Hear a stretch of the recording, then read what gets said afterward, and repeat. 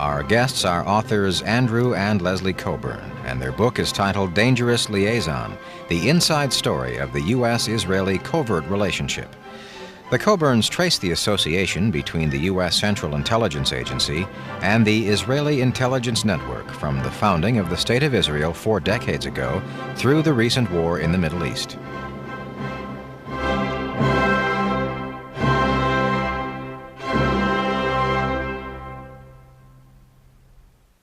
Andrew Cockburn, co-author of the book Dangerous Liaison, the inside story of the U.S.-Israeli covert relationship. What's the premise of your book? The premise is that there's a side to the relationship between the U.S. and Israel which goes much beyond just the sort of sentimental links and the links forged by supporters of Israel in this country. What we explain is that there has been, since almost the earliest days of the Israeli state and the earliest days of the CIA, a secret bond, a secret link between them, basically by which the Israeli intelligence did jobs for the CIA and for the rest of American intelligence. And this, you cannot understand what's been going on around the world with American covert operations and indeed Israeli covert operations until you understand that the two countries have this secret arrangement. Leslie Cockburn, what was the most interesting part of writing this book? Well, I mean, there are a number of things. For example, one particular part which I found most interesting was we talk about Israeli operations in Colombia. And some of the Israeli commandos who trained the hit squads of the Medellin cartel, it turns out that they had trained us in Israel as well. And when they were between trips to Colombia. These were the same people who also trained most of the top commanders in the Guatemalan military, also trained the... Leslie Cockburn, what was the most interesting part of writing this book? Well, I mean, there are a number of things. For example, one particular part which I found most interesting was we talk about Israeli operations in Colombia. And some of the Israeli commandos who trained the hit squads of the Medellin cartel, it turns out that they had trained us in Israel as well. And when they were between trips to Colombia. These were the same people who also trained most of the top commanders in the Guatemalan military, also trained the Contras. And they were working, they had a firm that was under license to the Israeli Ministry of Defense. And then they turn up in the jungles of Puerto Boyacá in Colombia. So, I mean, we had a lot of adventures, I must say. Did the Israelis cooperate with you at all on this book? Well, we talked to, we never made an official approach to the Israeli government or Mossad or anything like that, but we managed to get, in the end, to talk to all the people we wanted to talk to in Israel. We talked to people like, for instance, David Kimchi, who had a long Mossad career. He eventually rose to be deputy head of Mossad, the Israeli secret intelligence agency, the equivalent of the CIA. And I remember a wonderful evening we had in his home, in his study, where he was talking in guarded fashion about his career in intelligence. He then went on to be Director General of their Foreign Ministry. But I suddenly noticed around the walls of his study where we were sitting, it was like a history of Israeli covert operations because, for instance, on one wall there were the most beautiful wood carvings, African wood sculptures. And I said, "Oh, they're lovely, David. Where'd you get those?" "Oh, present from Mobutu." Was I, yeah. "Oh, that one's nice. Where'd that come from?" "Bokassa, Central African Empire." Then another wall, beautiful Persian miniatures. Where they come from? "Oh, present from the Shah for something we did for him." So, just there was this man sitting, this master spook, surrounded by mementos of his career. And so we talked to him. We spent a lot of time talking. There's a street in Tel Aviv, an avenue called Shaul HaMelech, which is right across the street from what's called the Kiryah, which is the Ministry of Defense compound. It's a huge area in the middle of Tel Aviv. And on the other side of Shaul HaMelech are a row of very fancy high-rises, which is basically the headquarters of the Israeli military-industrial complex. I mean, that area is. So you have offices of all the major arms dealers, the offices of the Israeli representatives of the major American defense corporations. You have Mossad headquarters. Just down one side street you have a very beautiful building which is the headquarters of a man called Shaul Eisenberg, which not many people in the outside world know about, but he's certainly the richest and probably the most powerful man in Israel. He's the master arms dealer, is behind a lot of political campaigns, behind a lot of politicians. Again, very much involved in this secret world of arms deals and covert operations that we talk about as the link with America. There were two American names early in the book, Al Schwimmer and Hank Greenspun. Well, Al Schwimmer is, again, a fascinating character. He, right at the very birth of Israel, his real name's Adolf Schwimmer, but everyone calls him Al. He was basically an arms smuggler for Israel. He was flying in arms during their War of Independence from all over the place. He was originally a TWA flight engineer, in fact, but also a brilliant pilot.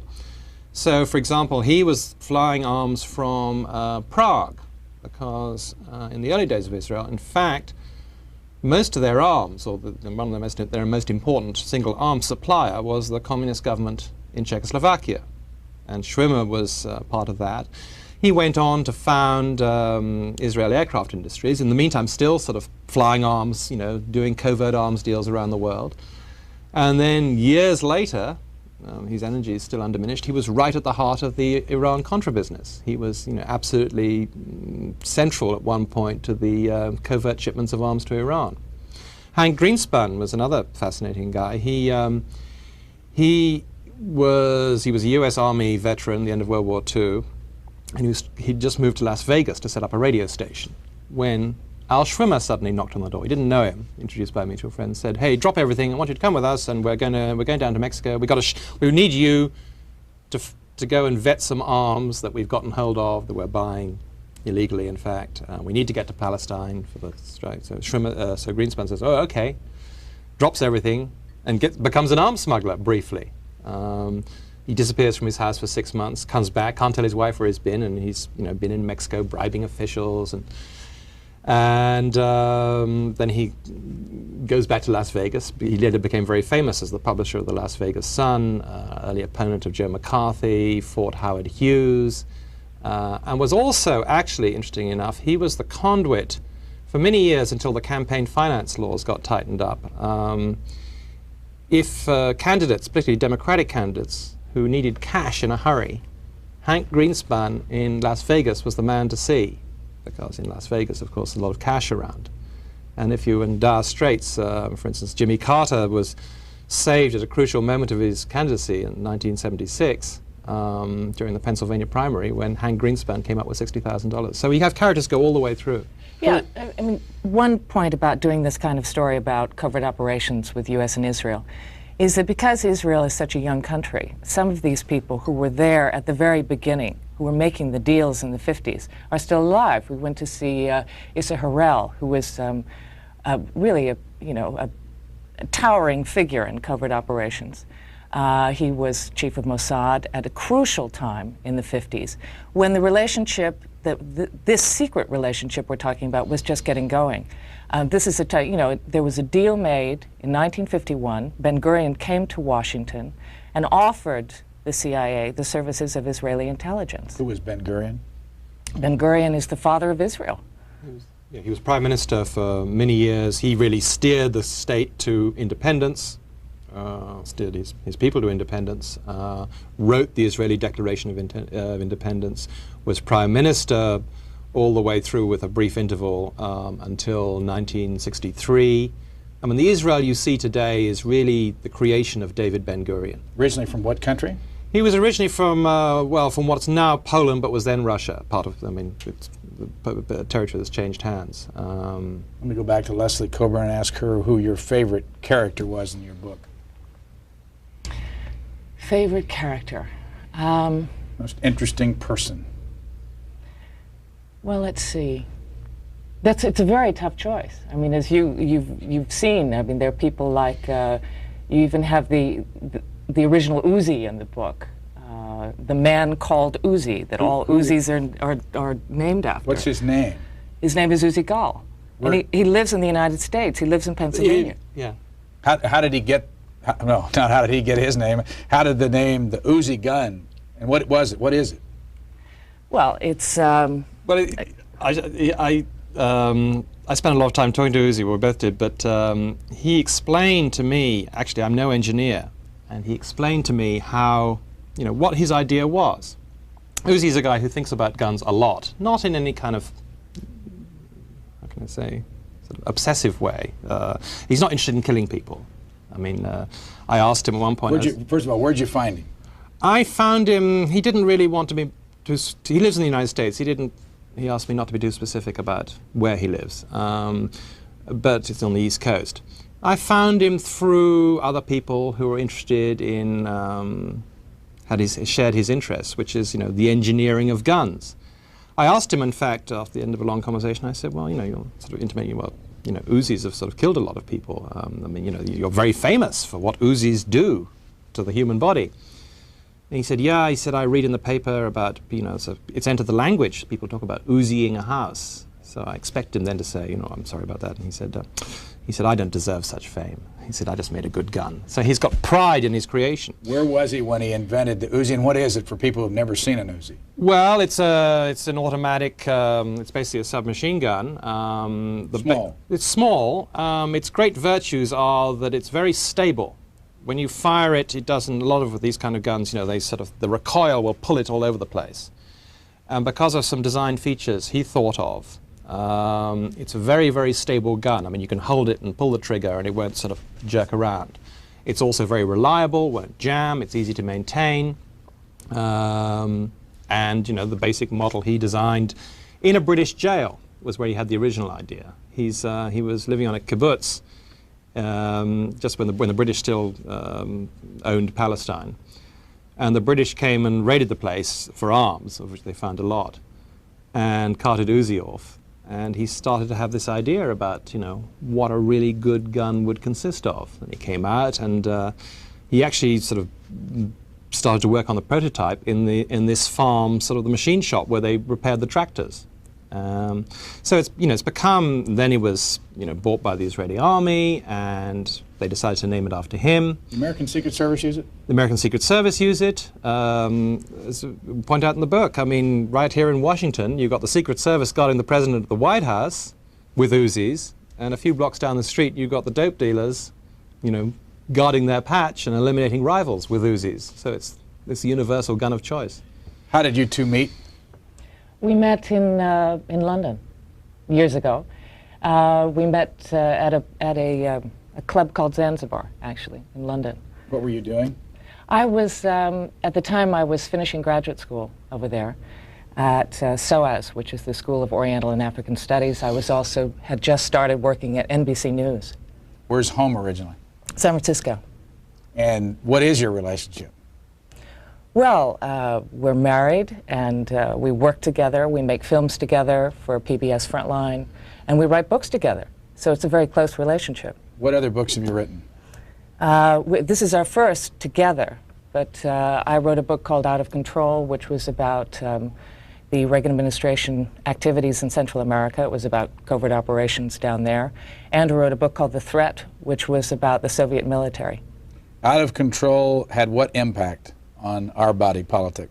Well, it was interesting because I had actually spent a long time covering Central America, the North operation for CBS News in New York, where I was working at the time.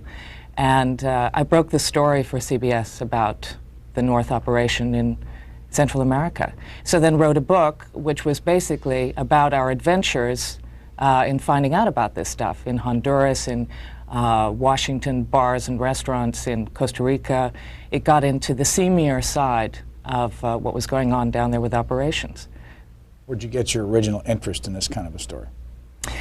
Well, I think it gelled for me when, years ago in London, there's a very famous arms dealer called Sam Cummings, who did a lot of work for the CIA. He's one of the biggest private arms dealers in the world.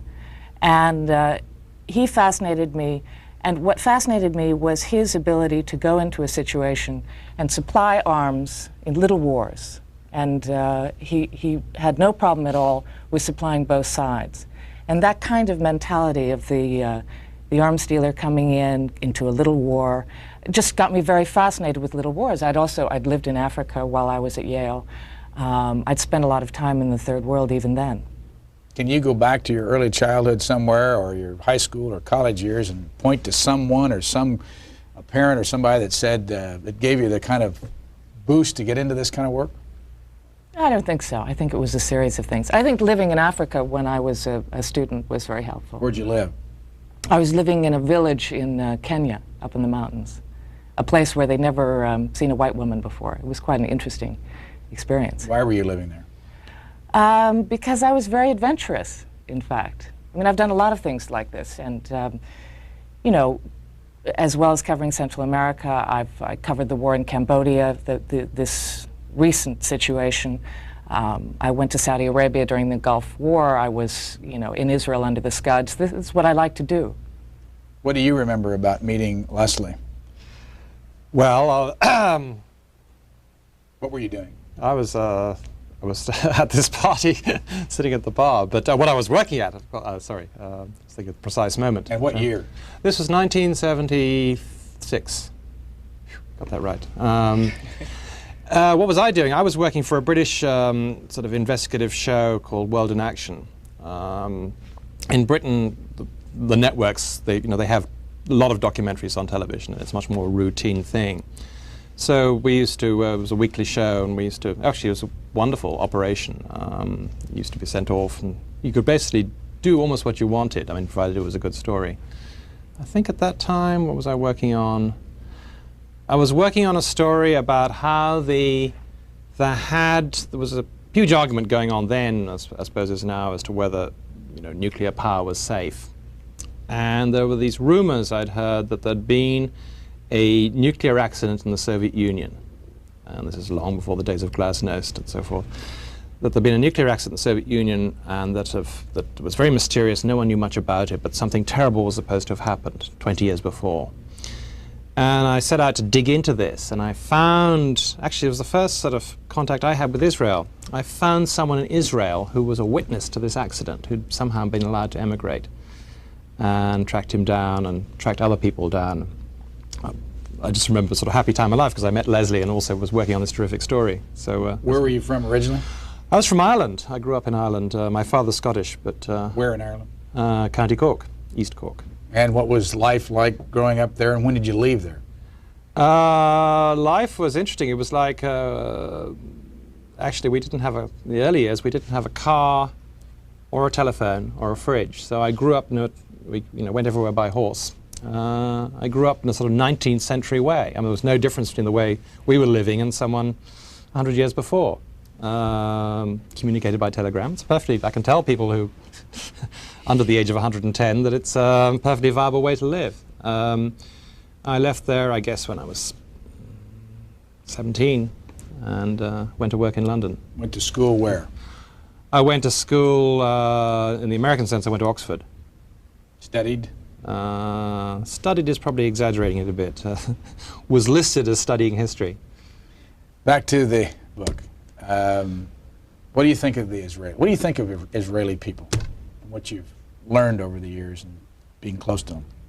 Well, both of us love working in Israel. I started working in Israel. I've been going back, every year for, not every year, but have made numerous trips to Israel since 1980, 1981. Israelis are very interesting people. Also, I mean, fact is, Israelis love to talk and tend to be, at least in this business, in the arms business and in intelligence, fairly gregarious, and also they have a lot of feuds with each other, very strong personalities. So it's a very interesting group of people to work with. Are they tough? Are they effective? Do you like them? Yes, really, I got to say I do. They're very tough. Have an engaging cynicism about them. I did. How could you not like it? For instance, we were talking, I mean, this may sound bizarre, but for example, we were talking to an executive, this is some years back, an executive of Israel Aircraft Industries, which is the huge Israeli defense aerospace. It's the biggest business in Israel, in fact, biggest single firm. And this was a time when, this was the early 80s, there'd been a row, a big argument here in Washington because the United States had wanted to sell F-15 fighters to Saudi Arabia. And the Israeli lobby here kicked up a huge fuss saying, you shouldn't be selling these planes, but if you must, you can't sell them with the extra fuel tanks that will enable them to reach Israel and bomb Israel, should the Saudis get that idea. So the Carter administration had agreed that the F-15s would not have the extra fuel tanks. A few years later, we're talking to this gentleman from Israel Aircraft Industries. He said, do you remember those fuel tanks that weren't allowed to go to Saudi Arabia? And we said, yes. And he said, do you remember how that ban got dropped, which it had by that point? I said, yes. He said, do you know where those fuel tanks get made? I said, where? He said, Tel Aviv, we make them. So, I mean, he was delighted. He thought it was a great joke and a great sort of business coup that his firm was making the fuel tanks which would theoretically at least allow Saudi Arabia to bomb Israel. I mean, for example, you have things like we got to know quite well a man who we refer to in the book as the Colonel, who is American intelligence official working in Israel, spying on the Israelis. And of course, the Israelis knew he was doing it. They knew he was doing it.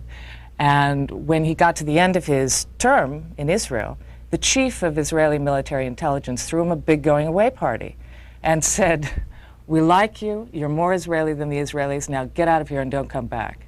So it's such an interesting interplay between these people. You tell a story early in the book. I've never heard anyone pronounce his full name, so I don't even know if this is right. James Jesus Angleton, or they call him Jesus. What did he ever? He's always, everyone, although it should be Jesus, because that was in recognition of the Mexican half of his family, everyone always pronounced it Jesus.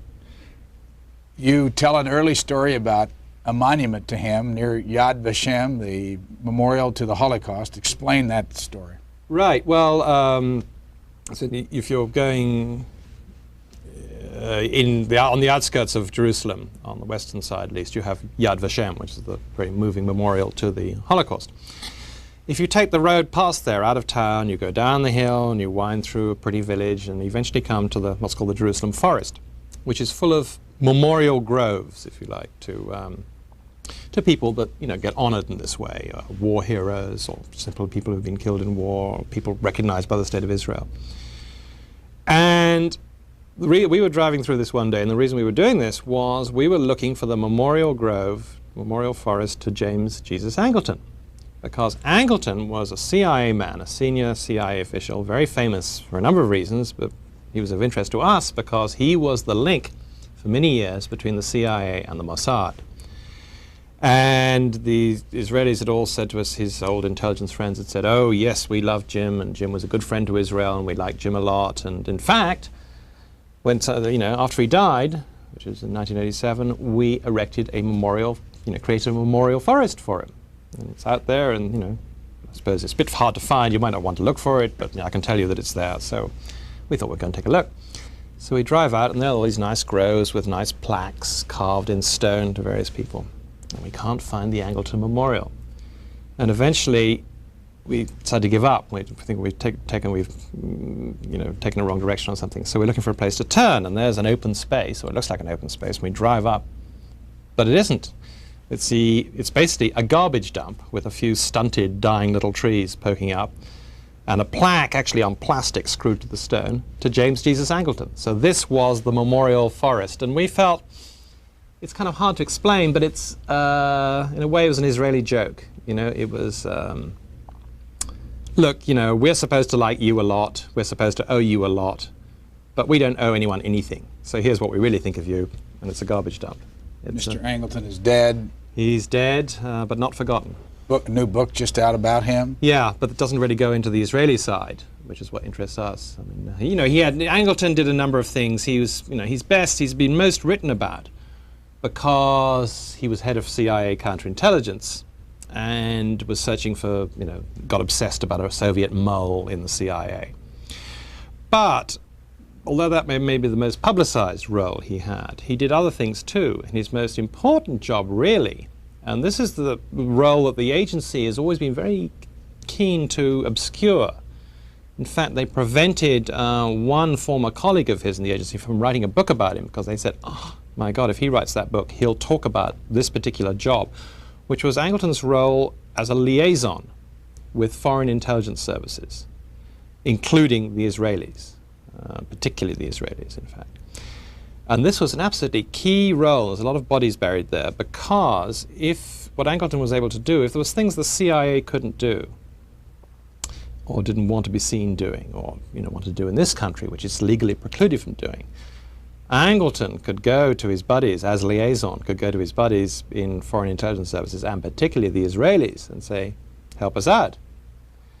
And that, Angleton was really the sort of point man for the connection that we explain in the book. What would happen if all American aid to Israel was stopped and the Israelis had to shut down their arms business? What would happen to that country? It would be a disaster. Why? Because the arms business is the engine that drives the economy of Israel. It's the biggest export. They have to, at this point, it's such a huge part of the economy that they have to continue shipping arms, which is one reason why you get a situation where they're shipping all over the world, and particularly, unattractive situations like shipping to South Africa. So it's all driven by money, by the desperate need to keep this business going. I mean, people will say to you, well, we had to go into the arms business in a big way because we wanted to become self-sufficient, because of there's always a possibility of a next war. But in fact, what's happened, because they're very military aid dependent on the U.S., what's happened is that they're more and more dependent on American components, on American research and development, and hardly self-sufficient. And also, I mean, there's another element to that, which is they have this huge arms industry that they have to keep going, and it's the major provider of employment in the country, especially of well-paying jobs. Their markets, as wars sort of are tailing off around the world, they see as their principal future growth market the Pentagon here. So they're becoming, trying to be, in fact, more dependent or getting more business out of the U.S. military, which certainly doesn't make them self-sufficient. If your economy depends on selling stuff to the Pentagon or tending that way, then that makes that connection even greater. But there's also, on the intelligence side of things, when I say their need for this industry, the military industry is desperate, you have a whole intelligence branch that was set up called LACAM to get high-tech, military technology around the world by any means, and that includes stealing it. So you've had a lot of cases over the years of LACAM operations, including in this country, going around to different companies and getting a hold of the blueprints and carting away boxes to bring back to Tel Aviv, because they have to stay ahead of the curve. Do the Israelis lie to the public? Well, there are a number of things in talking about this kind of stuff, covert operations, national security subjects. There is censorship in Israel. So a lot of these things can't even be discussed. I mean, we talk about in the book the Israeli nuclear program and break some ground on this. We talk about the Israeli chain of command, that it takes the prime minister, the head of Mossad, and the defense minister to make the decision to push the button, to push the nuclear button. Is this the nuclear facility at Dimona? That's correct. Is that the only nuclear facility they have? Well, it's an enormous nuclear facility. I mean, but what we've discovered... Did you try to go there? Oh, I've been to Dimona, yes. Inside? No. That's very difficult. Where is it? It's down in the Negev. It's out in the middle of nowhere. And what happens is when you go to Dimona, if you happen to stop the car and take a picture of it or film it or whatever, you're out of there very quickly. One Defense Intelligence Agency friend of ours said that he had more flat tires in front of Dimona than anywhere else in Israel. But what we also discovered was that Israel not only has nuclear weapons, but sophisticated tactical nuclear weapons, just like we do. Remember, the American Army used to have nuclear landmines, for example, all over Germany. Well, the Israelis, we've discovered, have nuclear landmines seated on the Golan Heights. And at one point, Ariel Sharon, who is, of course, famous for the invasion of Lebanon and whatnot, went to Begin and said, look, you're busy, and had a terrible relationship at the time with the chief of Mossad. He wanted to take over sole control of the nuclear button, and Begin, fortunately, said no. But this kind of thing, I mean, that's why it's the Israelis have gone wild for the book, and they've serialized it in Ma'ariv and written about it in Haaretz, because they can't talk about this sort of stuff unless it's been printed abroad before. Ma'ariv and Haaretz are what? They're two very large Israeli papers. Haaretz is the kind of New York Times of Israel, and Ma'ariv is the big conservative paper. And you point out in your book that one of the things you did differently with this book is had a lot of translations of a lot of Hebrew in Israeli newspapers. Why? Because there's an amazing amount of information that appears in Hebrew, and the Israelis feel comfortable about this, because if it's in Hebrew, it's like it's among themselves. That doesn't get translated into English. I mean, they're very conscious of the feeling that Hebrew is like a code. I mean, not many people outside Israel actually speak it. So, you know, if you can say something in Hebrew, it's almost like saying it in secret. So we discovered that, for instance, the Hebrew press in Israel is a very, very good, a lot of very good journalists, they're very good newspapers, an amazing amount of information that never finds its way into the dispatches of, you know, correspondents of, you know, foreign correspondents from Israel, very few of whom actually speak Hebrew. And nor does it appear in the English language Israeli papers like the Jerusalem Post. I mean, someone said to us, do you know what the function of the Jerusalem Post is? And we said, what? He said, it's to give the American ambassador a happy breakfast. So so they're very conscious of, you know, Hebrew is for us and English is for everyone else. We also found that, you know, books and also sort of diaries, documents, there was a treasure trove. I mean, the Israelis, of course, you know, are good at keeping secrets. I mean, are good at, you know, it's not like they spill everything out and they have total freedom of information. But there is still a wealth of detail and information and color and a lot of what you need to know to understand the connection we're talking about in Hebrew. How did you get it translated, and was it expensive? Yeah, but we thought it was, you know, it was worth the investment. Can you give us an example of something that you learned that was in Hebrew that we never saw in English? Sure. The '67 war, for example. You know, the people's general view of the 1967 war was all the Arabs sort of ganged up on Israel and maybe even attacked Israel, and the Israelis fought them off and won the great victory, which got them the West Bank that people are arguing about today. In fact, I'm going to give you a quick background. I mean, according to, you know, well, let's put it this way. We found a book of memoirs written by a guy who was the military aide to the then Prime Minister of Israel, this guy called Israel Yor.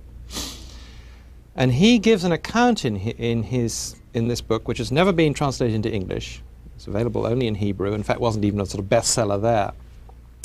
He gives an account how on June the 3rd, 1967, 2 days before the war broke out, he was at the home of the Prime Minister, and they were waiting for the head of Mossad to come back from Washington, because the head of Mossad had been sent to Washington to get permission, to get the green light to launch the war. And he explains, you know, we knew we could win. He's explained already in the book. He says, we knew we could win. The generals were hot to go. They weren't really scared of the Egyptians or anyone else, but they wanted to go ahead with this. And the Prime Minister had been saying, no, we can't do it. We can't attack until we have American permission.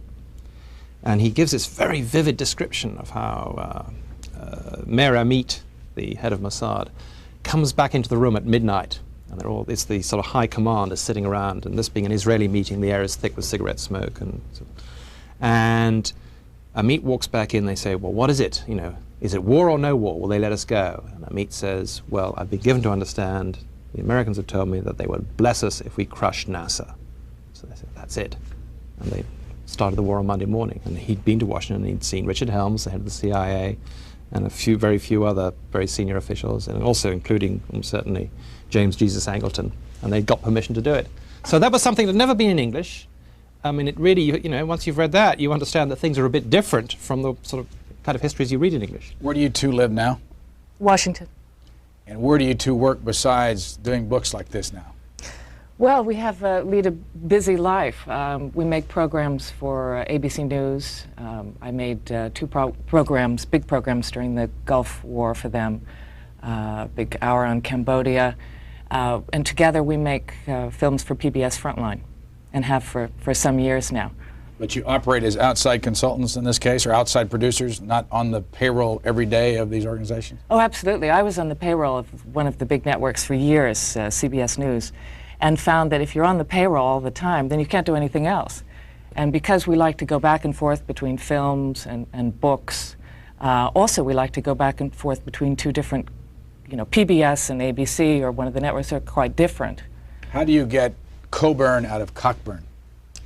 It was some idea that happened back in Scotland several hundred years ago. I'm not responsible, but all Cockburns carry this mission through life: is your name is spelt Cockburn, but you pronounce it Cockburn. And there are people who give up the struggle and change the spelling to C-O-B-U-R-M, but we regard them as backsliders. Who is Alexander Cockburn? He's my brother.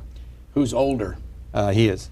And do you still have a relationship with him? And, Sure. and what's he do for a living now? We don't see him in the Wall Street Journal anymore. No, he's very nomadic. He basically, Alexander, among his many interests is collecting classic American cars.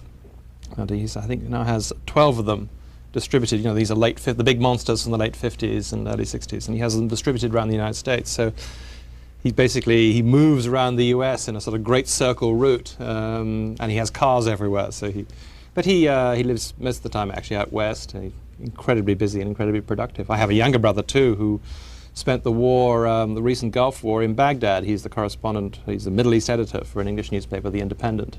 And your brother was very opinionated and very, very visible, especially when he was in the Wall Street Journal. Does that give you a problem that people automatically ascribe his views to you? Not sometimes. I mean, not really. I mean, it's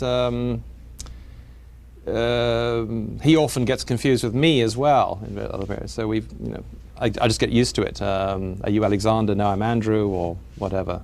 And he also gets confused with Patrick, of course, who's most of the time in the Middle East. So. And how about politics? Do either one of you consider yourself strong political people? I don't. You get accused of that, though. Well, look, whenever you're looking into this kind of stuff, whenever you spend your life, collecting frequent flyer miles to go to places like Cali, Colombia, and Dhahran, Saudi Arabia, and Thailand, and when you're actually going out and finding out stuff, the world doesn't fit into a neat little package. It's always a little different from what people expect it to be. So of course you're always going to get, it's always controversial. The truth is controversial. People have trouble sometimes making Leslie out. We were talking to a master Israeli arms dealer called Shapiro, who looks the part too. He wears very expensive dark glasses and silk shirts and smokes big cigars. And talking to him in his very elegant office opposite the Ministry of Defense in Tel Aviv, and Leslie was explaining what she'd been, we were talking like we're talking now, and Leslie was saying, oh, I've done this and done that. And Shapik took the cigar out of his mouth and said, I see, you're a spy. So. It's happened more than once. But there was another, again, a master Israeli intelligence operative who we were in Manhattan. It was late at night. We were in a hotel room grilling this guy for information. And he said, he turned to us and he said, you're Shin Bet, which is, the domestic Israeli intelligence. So it's, as I say, it's always more confusing than it seems. One other thing, another quick question. How many times have each of you been to Israel? Ooh. You list a whole bunch here, like 81, 82, 83, 84, like every year. Is that both of you you travel together? Sometimes together, sometimes separately. We've been for different things. We did we did an hour for Frontline about 3 years ago. Yeah. Where we traveled several times together. That was 4 or 5 times for me, at least. Yeah. When they see you coming into the country, do they do anything special, like trail you? Oh, no. I feel very comfortable working there. I mean, as I say, I was there during the Gulf War under the Scuds and had absolutely no problem at all. In fact, I broke the story about the Patriots misfiring. It was very interesting because, in a situation like that, it's pretty scary, and most people whipped on their gas masks and went into their sealed rooms. But of course, you can't see anything in a sealed room, and there's no telephone. It's, you're completely in the dark. You may as well be in Washington. So we set up on the 14th floor balcony of the Tel Aviv Hilton, where we got a brilliant view of what was going on, and then could rush down and, go see what the damage was. But one night, 4 Patriots, there was a battery very close to us, of Patriots, and the first one flew up and exploded in midair. The second 2 flew so low over Tel Aviv that they were going under some of the larger apartment blocks. And the 4th took off went up and did a hairpin turn and came down in front of us. And I said, that's it. I got on the phone to New York and said, this is really a very bad situation, because the population of Tel Aviv was suddenly in a position of not only having scuds raining down on them, but patriots too. So, I was just saying, the question of being trailed in Israel. Israel's, if you're not Palestinian at least, it's quite an easy country to get into. The interrogate on the way out is when they talk to you. At the, as in most airports, they want to do a security check and sort of see you haven't got a bomb in your baggage. But they'll give you a prolonged interrogation as to where you've been, want to see your hotel room, want to know who you've talked to. I mean, it's and as international flights tend to leave Israel at 4 o'clock in the morning. I mean, so you've gotten up at 2, or not gone to bed, or groggy, and then suddenly remember sort of, being interrogated. Everyone you've talked to in the last month can be quite a trying experience. You tell the story about a group from Philadelphia, the group of Philadelphia Jews, I believe, making the pilgrimage to Israel, and then you also at one point talk about being, one of you or the other, maybe both of you together, were with Eric Sharon, traveling near the Green Line, the West Bank, and being able to. What I'm getting at here is there was some cynicism coming through all this about what the Israelis do about American Jews coming to Israel on the pilgrimage. Who wants to tell that? Well, and the Golan Heights trip and Mr. Rabin coming in with his helicopter and landing and all that, if I remember it correctly. Yeah, there is cynicism. And it's very interesting because, frankly, you have a situation where American Jews come over and they're donors. I mean, I had the experience of being with a group of very big donors. And we went up to a spot in the West Bank overlooking what's called the coastal plain. I was with Ariel Sharon, and he was making the point to them of how dangerous it was to give up the West Bank because, of course, then you could have missiles flying in from Jordan and could hit Tel Aviv, whatever. Anyway, so he gave a very good demonstration. He had the charts. Everyone was listening. Then they all got back up on the bus. And he turned to me and he said, don't you love it here? Isn't it a beautiful spot for a summer house? You have to understand that, I mean, obviously Sharon takes security seriously. I mean, this guy is a general and has been involved in numerous wars in Israel. However, he's Israeli, and there is a sense of we're here and you're not. You live in New York or you live in Philadelphia. We're here. There's also there's a certain snobism that we talk about as well. There is a group in Tel Aviv who are regarded as, or they're called WASPs. And what WASPs mean, it's not the same connotation, but it's white Ashkenazi Sabras with protexia, which means that you were born in Israel and you've got the right connections. You're from the ruling class. Yeah. Go back to the group from Philadelphia. What is the tour? When an American Jew comes to Israel and they're donors, where do they take them? Well, there are a number of set routes, but the tour we talk about here is a sort of a security tour where they're taken to see, like the one Leslie described, the spot on the Green Line where to show how vulnerable Israel is. Or what is the Green Line? The Green Line is the old border with the West Bank. It's now it's a notional. It's the border of the West Bank from Israel proper. So we'll be taken to places like that, to Masada maybe. What's Masada? Masada is it's a very interesting place. It's this fortress. Well, it's a rock rising out of the desert in the south, and it's on the top of the sort of ruins that have been excavated in the last few years. It's where the last Jewish rebels against the Romans held out in AD 70. And the Romans built these enormous ramps to a tremendous amount of effort to get sort of siege engines up this sheer rock to take the place. And just before the Romans broke in, they all committed suicide. So this is, for very reasonably, it's a very sort of holy spot for Israelis. Masada and to the Golan Heights, for example, which again is very vivid too if you want to sort of convey a sense of Israeli vulnerability.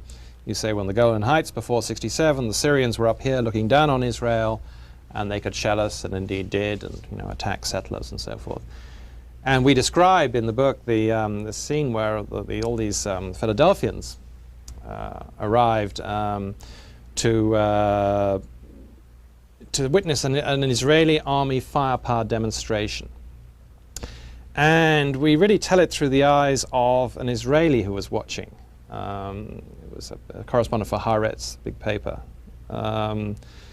Because he reacted to it. He said, "This is ludicrous. How demeaning for us that we have to put on this circus for these Americans who don't understand us."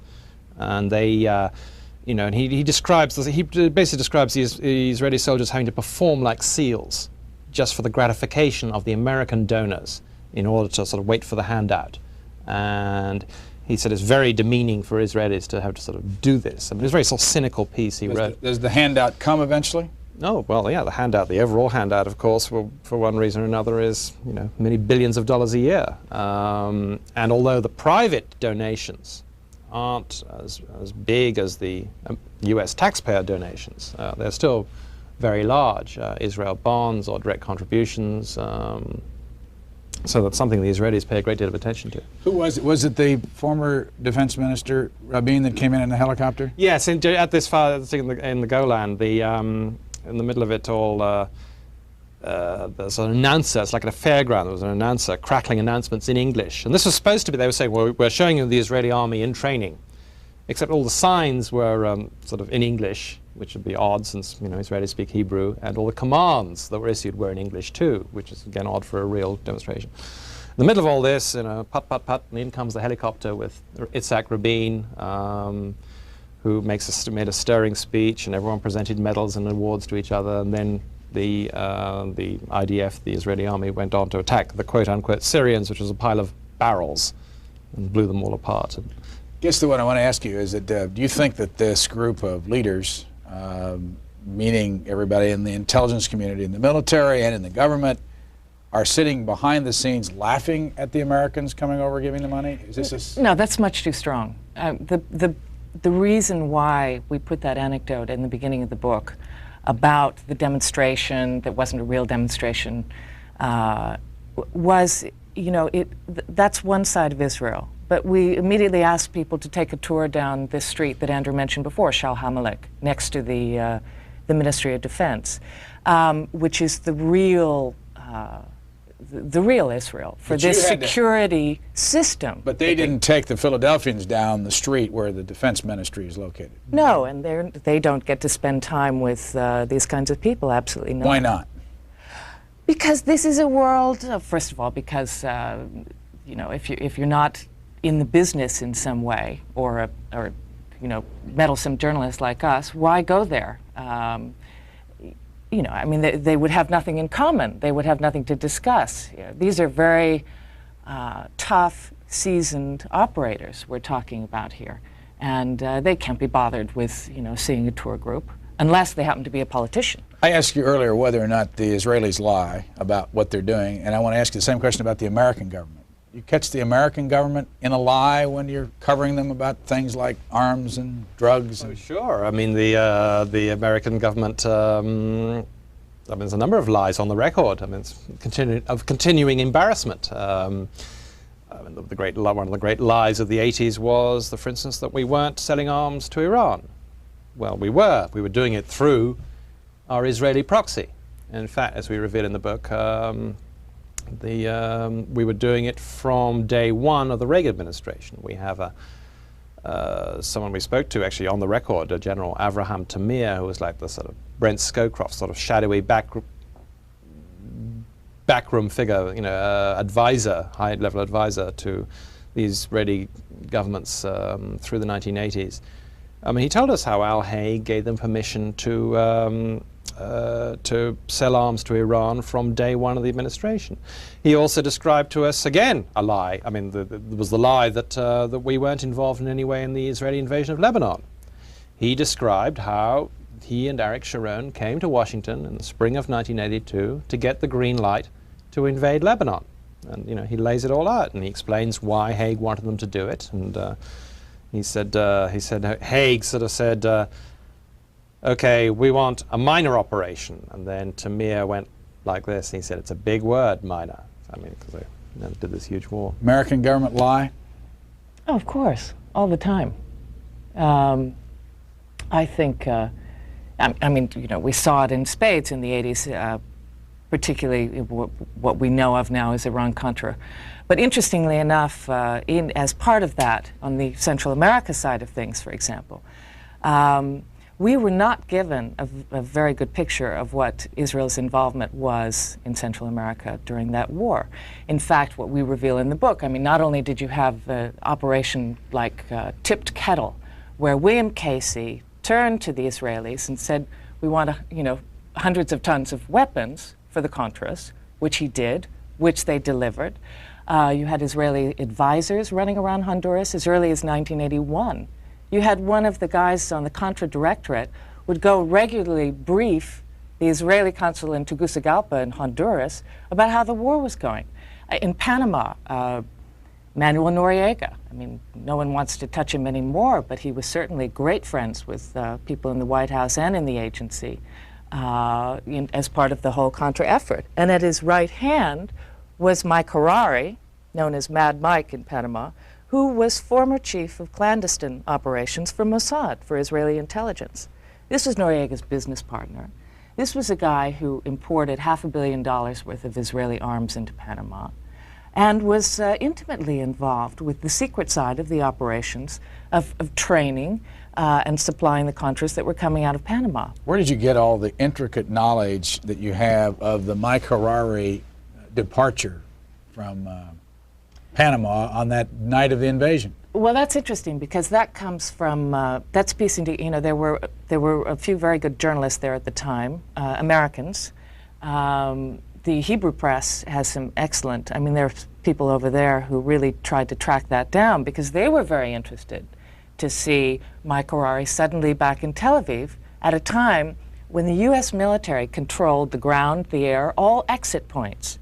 This guy suddenly disappears. And also the Panamanians have come out. You know, the guy who became the chief of staff of the Panamanian military said that the U.S. officials told him to stay away from Harari. Not to ask questions, just stay away from it. You say he got out in a C-130? Well, we don't know exactly how he got out. We think he did, yeah. Who's C-130? Well, I think there's only one country that has C-130s in that neighborhood, and that's the United States. But we don't actually know how he left the country, how he left Panama. But he left at a time when he shouldn't have been able to get out. Where is he now? Back in his house, I think, well, he's still building his new house in Tel Aviv, right? Yes, that's right. And Mike Harari was involved originally in the Olympic massacre?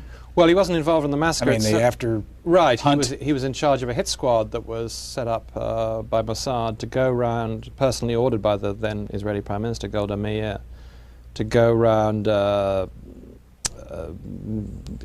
killing the Palestinians who'd been involved in the massacre at the Munich Olympics in 1972, and it all came to they had some success, and then it all sort of crashed to earth when they went off to Norway, he and his team, to deal with a guy that was known as the Red Prince, a very sort of important Palestinian, and that was their man, and they got ready, and then they killed him, and it turned out to be a poor Moroccan waiter. It was just. When you find out things that are new and different and revealing about governments that lie, do you get mad or do you get excited when you find it out? In other words, what's your personal reaction? No, I don't get mad. I get very excited.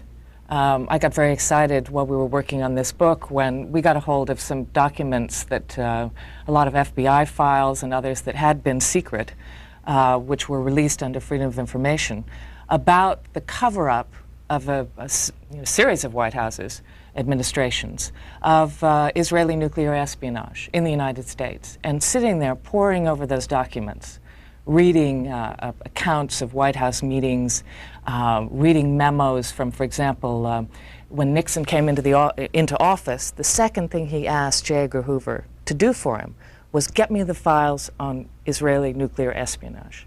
And likewise, the Johnson administration, when CIA Director Dick Helms briefed Johnson on what was going on with the Israeli nuclear program, Johnson said, don't tell anybody, not even Rusk or McNamara, who were, of course, his two very senior people. So that kind of, being able to find out, getting a glimpse of what's happening in the real world, what's happening on the inside is great. Do you get mad, or do you get excited? Sometimes I must say the sort of enormity of some crime takes my breath away, and I think, God, yes, I do get indignant sometimes. But I like Leslie, and I think like most journalists, I think when you actually find out or figure out, that's what they were up to. That's it's a great sort of surge of excitement you get when you have that feeling. Here's who the book is dedicated to: Chloe and Olivia. Who is it? Our Who are children. they? How old are they? 7 and 12. They typed that dedication themselves. They wanted to make sure it got in. They didn't trust us to do it, so they went up to the typewriter and did it. How did you both have time to have two children in the middle of all this running around? Well, when I was pregnant with the first one, I was, when I was 8 months pregnant, I think I was working on a story in West Africa at the time, in Liberia. When I was pregnant with the second one, I was working in Israel. I was working on various stories, so just keep going. What's next? We're headed back to the Middle East. Not to Israel right now, although since the Israelis are very interested in the book, we probably should go there. But no, we're going to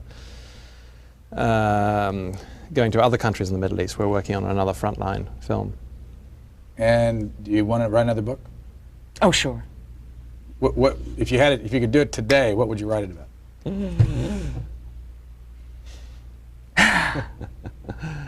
I couldn't say. I mean, there are ideas that are already starting to gel for us, but we won't do another one probably for another year. Either of us, I don't think. Yeah, it's pretty. Writing a book is an intense experience, which you don't want to repeat too often. Here's what the book looks like.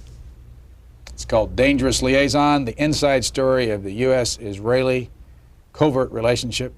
And our guests have been co-authors Andrew and Leslie Cockburn. Thank you both very much. Thank you. Thank you.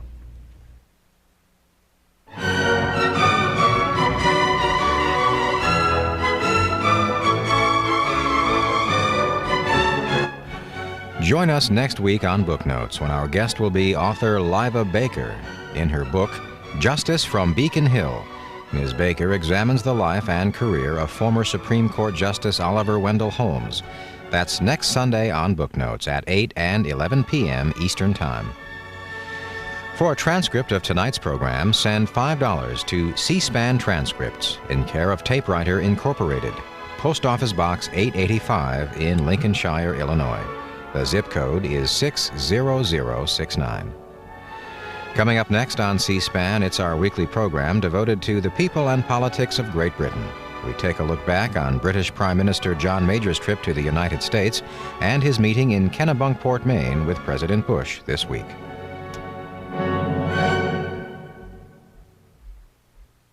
Recently, C-SPAN's Viewer Information Department received this letter regarding the C-SPAN audio